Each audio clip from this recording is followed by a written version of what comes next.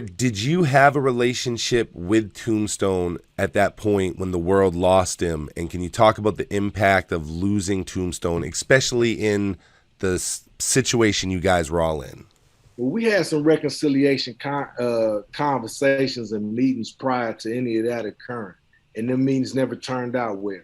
I went down to a meeting down in Mo Thug when they kept meeting with me, telling me they wanted to get the graveyard shit back together, and that's what they wanted to do. And I was with that. All right. But it's not saying we're gonna do it under Mo Thug, but we can bring the graveyard shift back together, and then we negotiate what our terms is as business with whoever we decide to do business with. We showed up. I showed up down at their studio. They had bought a studio for down on 61st and St. Clair, and the meeting didn't go pleasant for me. When I first got there, Bizzy called me on the phone, and he like, "What's up? What you doing there?" I said, "Man, we talking about bringing everything back together and reconciling. I don't know how you gonna do that, and you ain't reconcile things with me." I didn't know me and Bizzy had a problem, but then he tell me his Watts homeboys, his homeboys from L.A. told him that I ain't have his back when we had a beef in L.A. at the club with the Death Row and Dog Pound cat. But if you listen to the album, he say Thuggable 101 and him definitely got my back. He telling the whole story of the situation. But now he done created some animosity with me about something some cats done said. So I'm like, all right, whatever you want to hash out, you want to hash that little personal business out, we can hash that out whenever you want to. So we go. That's on Land of the Heartless, right? You said he gives you that shout out? Yeah, when he giving me the shout out about the crazy. Song, right after the event happened. Online, and we know a lot of Bone lyrics are wrong online, but I know that the line you're talking about is absolutely miswritten online.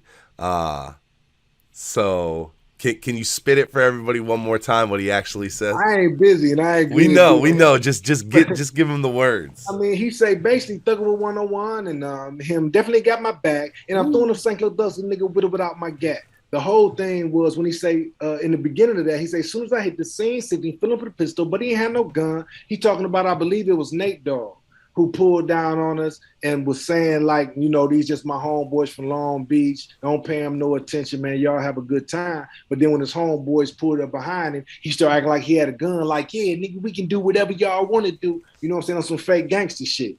So, Bizzy was hollering. The Watts dudes had our back. I ain't gonna take nothing from them, regardless what they did after that or said after that. I assume they had our back. You must be talking about probably Black Hole of Watts and Menenski. I'm talking about the Black Hole of Watts, Twan and Killer. Yeah. You know what I'm saying? They was with us. They say, if you got a problem with Cleveland, you got a problem with Watts. Now, anybody know me, I'm not no loud dude.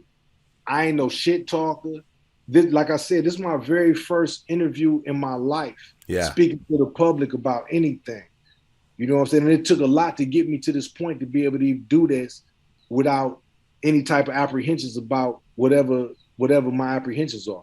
And so when whatever was going down, my whole thing was stay silent and watch my dude back. And that's what I did. I'm in LA. What the fuck I look like talking shit to some Crips and Bloods that I don't know? What I look like talking shit to some dudes from different cities that I don't know?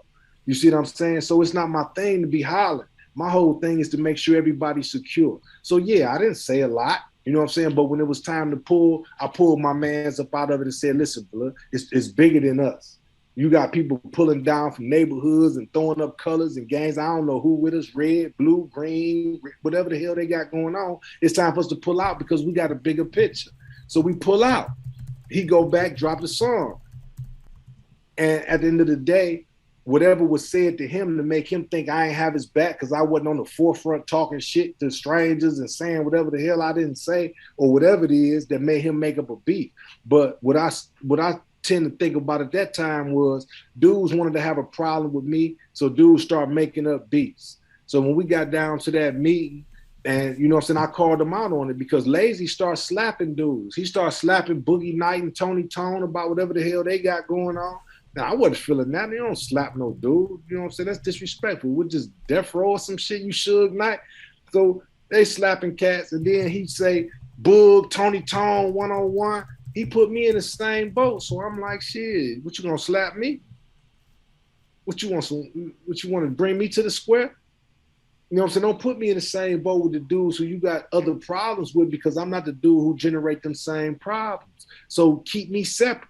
And he tried to lump me in and we started beefing. So I called everybody in the room out. Whoever got a personal beef with me, speak up.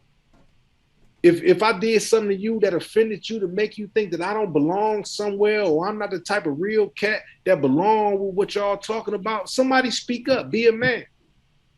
If I disrespected you, if I did something to you, I never made long distance calls when we was in a hotel and charged y'all no money. I never cost you nothing. I did everything that I could to make sure that all of our business was sound and everything was respected. I never disrespected your family. I never disrespected you. None of that. So if anybody got a problem with me, speak now, forever hold your peace. And I asked each bone member individually what problem they had with me. Be it wishbone, what I do to you? Oh, he say, I heard you sign with Death Row. Okay, well now that you know that is the truth, what the fuck you got your nose twisted up for? It's crazy. You heard the way a rumor would spread out of something like that. It's that telephone game all the way to you got to deal with death row. We don't play with rumors because we know each other. If you think I did something, call my phone, page me. You know where I live. You know where I'm at. We ain't strangers. Don't act like you heard something and now these are the reasons why you got problems with me. Let's keep it 100. The reason why you got problems with me is because you don't plan on paying your audits. The reason why you got problems with me is because you know I ain't the motherfucker to play with like that. The reason why you got problems with me is because I'm gonna call you out when you do some things that that's not conducive to respect for men and people that's around you. So at the end of the day, we creating problems with me because I'm the problem because I expect to get paid for my art.